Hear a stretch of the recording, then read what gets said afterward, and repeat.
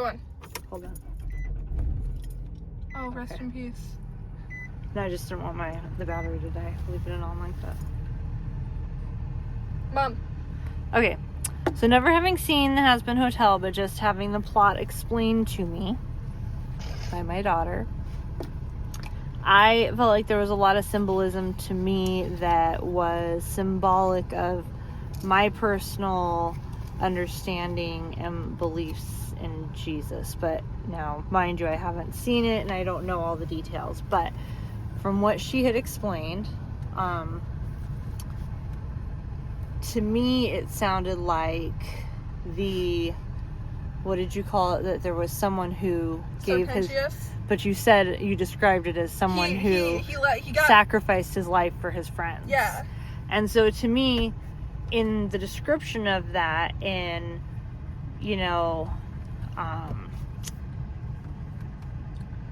trying to save people, and it opening the eyes of Sarah to say, wow, these people can be redeemed through this, because of this. To me, that was representative of Jesus. And then the further representation is how Satan or the serpent or Lucifer.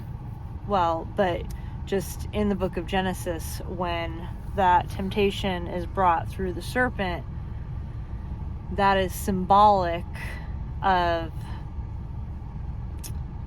the sin coming into the world. And then it's later prophesied that the Son of God will crush the serpent with the heel of his foot. And, to me, I have a visual in my mind from the movie The Passion of the Christ, when they do that visual representation of the snake coming at Jesus's heel and him striking him and defeating the serpent, and that being symbolic of Jesus defeating death. So to me, that symbolism that stood out was that serpent and him being represented by a serpent wasn't necessarily saying that he is a serpent or evil or Satan, but it was actually just a symbol to me, a representation or a reminder that he has destroyed that. He has conquered... being a serpent? He's conquered death, because he has taken this. And so now that he's taken this on himself, taken this consequence, this punishment, that he has and that he will, that's been destroyed by him. And the thing that people miss about Jesus, and what I think lines up similarly to this in a way, is that serpent isn't that character, gave his life for his friends. Jesus gave his life. And then people say, well, why does he send people to hell?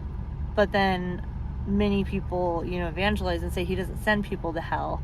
It's that he says, hey, I conquered death, so you don't have to go to hell. And so nobody has to. But then people say, but I don't want you. I don't want your sacrifice. So if they're like, I don't want your sacrifice, they choose to go to hell, because he's like, no, I'll save you. I'll take you. I'll cover this. I've covered. I paid the bill. Mm-hmm. Like, I paid for your dinner. I paid for I paid for everything. You're good. And I want you to accept that. And unfortunately, another, what this segues into is the reality that so many people have religious trauma and religious hurt, and because of that, it keeps them from being able to accept that love and sacrifice and acceptance from God and from Jesus, because of the lies of humans, the lies other people have put on them and told them, you can't come to Jesus until A, B, and C. Or they say, oh, that's not true.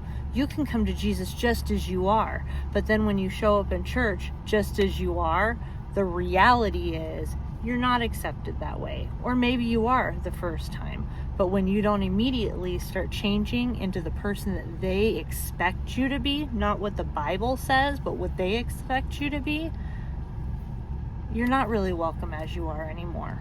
they say you are, but you're not accepted or brought into their events and their groups and their cliques.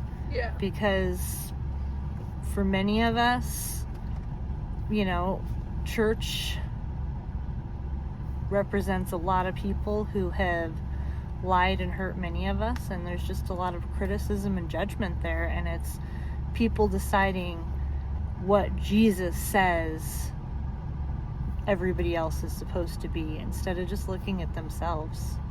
Because we're not here to tell each other who to be. We're here to be the best person that we believe God has called us to be, and to be honest about that, you know. And I was listening to that book, that Brene Brown audiobook, and you know, Okay.